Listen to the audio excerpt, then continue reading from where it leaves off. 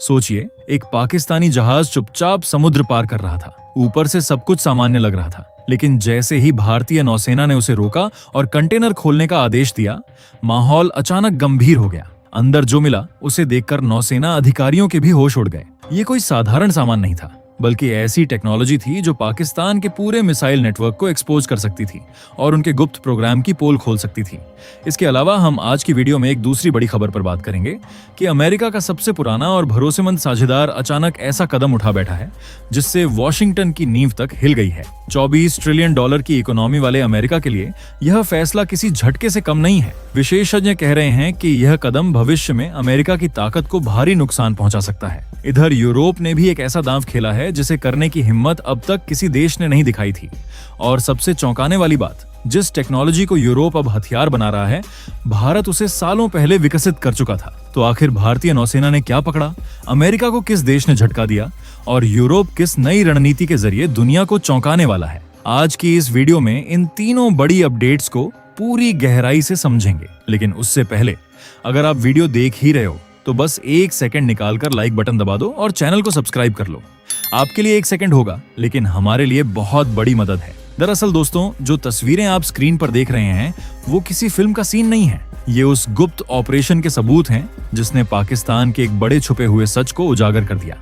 इस्लामाबाद में हलचल मची हुई है और गुस्सा चरम पर है, क्योंकि उनका करोड़ों डॉलर का एक बेहद संवेदनशील मिशन समंदर में ही फेल हो गया। कहानी अरब सागर के बीचों बीच शुरू होती है। तुर्की से एक जहाज रवाना हुआ, नाम था अल मदीना। कागजों में यह सिर्फ एक साधारण मालवाहक जहाज था जो कंटेनर लेकर पाकिस्तान जा रहा था, लेकिन असलियत इससे कहीं ज्यादा खतरनाक थी। भारतीय नौसेना की तेज नजर इस पर पहले से थी। जैसे ही यह जहाज समुद्र के बीच पहुंचा, भारतीय बलों ने इसे चारों तरफ से घेर लिया। वो रात अरब सागर में बेहद शांत थी, लेकिन पर्दे के पीछे एक ऐसा ऑपरेशन चल रहा था जो भारत की सुरक्षा के लिए बड़ा खतरा बन सकता था। मगर इससे पहले कि कोई साजिश पूरी होती, भारतीय कोस्ट गार्ड और नेवी के जवानों ने बीच समुद्र में ही बड़ा एक्शन ले लिया। अंतरराष्ट्रीय समुद्री सीमा के करीब एक संदिग्ध मिशन को रोक लिया गया। नाम था अल मदीना। कागजों में कार्गो या फिशिंग वेसल, लेकिन हकीकत में एक हाई लेवल तस्करी नेटवर्क का अहम हिस्सा। रिपोर्ट्स बताती हैं कि भारतीय रडार सिस्टम और डोर्नियर निगरानी विमान इसकी हर हरकत पर नजर रखे हुए थे। तुर्की से चला यह जहाज पाकिस्तान की ओर बढ़ रहा था। रूट सामान्य था, लेकिन चालें बिल्कुल संदिग्ध थीं। और यही वजह थी कि भारतीय एजेंसियों को शक हुआ, क्योंकि यहाँ सिर्फ दाल में काला नहीं था, बल्कि पूरी दाल ही काली थी। दोस्तों, इन तस्वीरों को ध्यान से देखिए। खुफिया एजेंसियों की रिपोर्ट के मुताबिक इस जहाज में आम सामान की आड़ में बेहद संवेदनशील सैन्य टेक्नोलॉजी छिपाकर भेजी जा रही थी। सीधे शब्दों में कहें तो यह सिर्फ कार्गो नहीं था, यह मिसाइल प्रोग्राम का कच्चा माल था। तस्वीरों में साफ नजर आता है कि कंटेनरों के अंदर मिसाइल सिस्टम से जुड़े अहम पार्ट्स मौजूद थे, जैसे engine section, propellant unit, aerodynamic fins और बूस्टर कंपोनेंट्स। पाकिस्तान इन पार्ट्स से कौन सा हथियार तैयार करने वाला था, यह अभी साफ नहीं है, लेकिन इतना तय है कि यह क्षेत्रीय सुरक्षा के लिए बड़ा खतरा बन सकता था। इसी वजह से भारतीय नौसेना ने बिना समय गंवाए तुरंत एक्शन लिया और इस खेप को जब्त कर लिया। रिपोर्ट्स बताती हैं कि यह सारा सामान समुद्री कानूनों को नजरअंदाज करते हुए चोरी छिपे पाकिस्तान भेजा जा रहा था। अगर यह खेप पहुंच जाती तो इसका इस्तेमाल किसी नई मिसाइल परियोजना में किया जा सकता था, लेकिन भारतीय बलों की सतर्कता ने इस योजना को बीच रास्ते में ही रोक दिया। जहाज को सीज किया गया और उसमें मौजूद 9 क्रू मेंबर्स को हिरासत में लेकर जांच शुरू कर दी गई। जैसे ही यह खबर पाकिस्तान पहुंची, वहां हड़कंप मच गया। सरकारी अधिकारियों ने तीखी प्रतिक्रिया दी और यहां तक धमकी दे दी कि अगर जहाज नहीं छोड़ा गया तो वे अपनी नौसेना भेजेंगे। प्रधानमंत्री शहबाज शरीफ ने भी इसे भारत की ज्यादती बताया और कहा कि जहाज भारतीय सीमा में नहीं था, इसलिए उसे रोकना गलत है। लेकिन भारत का जवाब भी बिल्कुल साफ था। भारतीय नौसेना अरब सागर में व्यापारिक मार्गों की सुरक्षा की जिम्मेदारी निभाती है। हथियारों की तस्करी रोकना और संदिग्ध जहाजों की जांच करना अंतर्राष्ट्रीय समुद्री नियमों के तहत हमारा अधिकार है। पाकिस्तान अच्छी तरह जानता है कि आम व्यापारिक जहाजों में छिपाकर मिसाइल टेक्नोलॉजी ले जाना अंतर्राष्ट्रीय कानूनों का खुला उल्लंघन है। फिर भी उन्होंने जोखिम उठाया तो कार्रवाई तय थी। अब जब तक पूरी जांच पूरी नहीं होती, ये जहाज आगे बढ़ने वाला नहीं है। इंडियन नेवी ने इसे तुरंत गुजरात के पोरबंदर पोर्ट तक लाया, जहां शुरू हुआ हाई लेवल ऑपरेशन।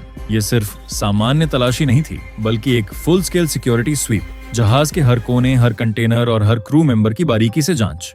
इस मिशन में सिर्फ नौसेना नहीं, बल्कि इंटेलिजेंस ब्यूरो, गुजरात ATS और नेवल इंटेलिजेंस जैसी एजेंसियां भी शामिल हो गईं। सभी का मकसद एक ही है, ये पता लगाना कि इस नेटवर्क के पीछे कौन है और इसका असली मास्टरमाइंड कौन है। अब बड़ा सवाल ये है, क्या भारत अंतर्राष्ट्रीय समुद्र में किसी विदेशी जहाज को रोक सकता है? जवाब है हाँ, और पूरी कानूनी ताकत के साथ। यूएनएससीएलओएस के आर्टिकल 110 के तहत अगर किसी जहाज पर हथियार तस्करी, अवैध गतिविधि या संदिग्ध पहचान का शक हो तो नौसेना को उसे रोकने और जांच करने का अधिकार है।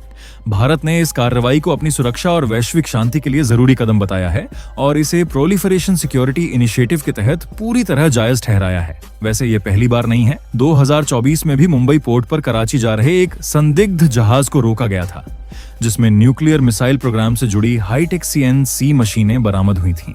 यानी ये कोई गलती नहीं, बल्कि एक पुराना पैटर्न है जिसे पाकिस्तान बार बार दोहराता रहा है। अब सवाल आपके लिए है, क्या इस जहाज को छोड़ दिया जाना चाहिए या फिर भारत को इस पर सबसे सख्त कार्रवाई करनी चाहिए ताकि ऐसी हरकतें हमेशा के लिए बंद हो जाएं? इसके अलावा दोस्तों, अब आते हैं दूसरी बड़ी खबर पर। सोचिए, अगर किसी देश के पास आपकी जेब की चाबी हो तो असली ताकत किसके पास होगी? यही वजह है कि दुनिया की असली जंग अब बॉर्डर पर नहीं बल्कि बैंकिंग सिस्टम और डिजिटल नेटवर्क में लड़ी जा रही है। पिछले कई दशकों से इस खेल का राजा अमेरिका रहा है। डॉलर, वीजा, मास्टरकार्ड, पूरी दुनिया उसी सिस्टम पर चल रही थी। लेकिन अब वही यूरोप, जो कभी अमेरिका का सबसे करीबी दोस्त था, उसी सिस्टम को चुनौती देने की तैयारी कर रहा है। कुछ महीने पहले यूरोप ने चुपचाप अमेरिकी बॉन्ड्स कम करने शुरू किए, तब किसी ने ज्यादा ध्यान नहीं दिया। लेकिन अब साफ हो गया है, ये सिर्फ एक शुरुआत थी। असली झटका अब देने की योजना है। यूरोप खुलकर कह चुका है कि वह अमेरिकी पेमेंट नेटवर्क पर निर्भर नहीं रहना चाहता। मतलब अगर प्लान सफल हुआ तो यूरोप में वीजा और मास्टरकार्ड का दबदबा धीरे धीरे खत्म हो सकता है। इस मिशन के पीछे सबसे बड़ा चेहरा है यूरोपियन सेंट्रल बैंक की प्रमुख क्रिस्टीन लगार्ड। उनका कहना है कि यूरोप के नागरिकों का हर ट्रांजैक्शन डेटा अमेरिका तक पहुंच रहा है और यह यूरोप की डिजिटल संप्रभुता के लिए खतरा है। जरा सोचिए, आप पेरिस में किराना खरीदते हैं लेकिन उस भुगतान की जानकारी किसी अमेरिकी सर्वर में स्टोर होती है। यूरोप अब इस निगरानी से बाहर निकलना चाहता है, पर डर अचानक क्यों? कारण है रूस यूक्रेन युद्ध। यूरोप ने देखा कि अमेरिका ने एक झटके में रूस के लिए वीजा और मास्टरकार्ड बंद कर दिए। यूरोप को एहसास हुआ, अगर कल अमेरिका से राजनीतिक टकराव हुआ तो यही डिजिटल हथियार उनके खिलाफ भी इस्तेमाल हो सकता है। इसलिए अब यूरोप का फैसला है, ना अमेरिकी सिस्टम ना चीनी सिस्टम, हमें अपना सिस्टम चाहिए। और यही से शुरू होता है नया खेल। यूरोप ने अपने बड़े बैंकों के साथ मिलकर एक नया डिजिटल नेटवर्क तैयार किया है, वैरो। ये बिल्कुल UPI जैसा काम करता है। कोई कार्ड नंबर नहीं, कोई लंबी बैंक डिटेल नहीं, सिर्फ मोबाइल से पैसा ट्रांसफर। अभी ये कुछ देशों तक सीमित है, लेकिन लक्ष्य बहुत बड़ा है। करोड़ों लोगों को इसमें जोड़ना और अमेरिकी कार्ड कंपनियों को धीरे धीरे बाहर करना। आने वाले सालों में यूरोप की दुकानों और अंतर्राष्ट्रीय पेमेंट्स में भी इसी सिस्टम को बढ़ावा दिया जाएगा। अब इस पूरी कहानी को भारतीय नजर से देखो। जब दुनिया अमेरिकी कार्ड कंपनियों पर निर्भर थी, भारत ने अपना रुपे और UPI बना लिया था। आज भारत के डिजिटल ट्रांजैक्शन का बड़ा हिस्सा घरेलू नेटवर्क पर चलता है। मतलब पैसा, डेटा और कंट्रोल तीनों भारत के पास। यूरोप अभी भी अमेरिकी सिस्टम पर भारी निर्भर है और अगर इसे पैसों में गिना जाए तो यह कई ट्रिलियन डॉलर का कारोबार है। सीधी बात, दुनिया अब मिसाइलों से ज्यादा डेटा और भुगतान सिस्टम की जंग लड़ रही है। हर देश चाहता है कि उसकी डिजिटल नसों पर किसी और का कंट्रोल ना हो। अगर यूरोप का यह प्रयोग सफल हो गया तो यह अमेरिका की आर्थिक ताकत के लिए एक बड़ा झटका होगा। यह सिर्फ पैसों की लड़ाई नहीं बल्कि ग्लोबल पावर की लड़ाई है। अब सवाल आपसे, क्या यूरोप सच में अमेरिकी डिजिटल साम्राज्य को चुनौती दे पाएगा या अमेरिका कोई नया गेम पलटने वाला है? कमेंट में अपनी राय जरूर बताइए। और दोस्तों, ये थी आज की बड़ी खबर जो काफी रिसर्च और मेहनत के बाद हमने आपके सामने रखी है। तो अगर आप हमारी मेहनत को सपोर्ट करना चाहो तो वीडियो को लाइक और चैनल को सब्सक्राइब करके अपने दोस्तों से शेयर कर दें ताकि उन्हें भी ये जानकारी मिल सके। जय श्री राम।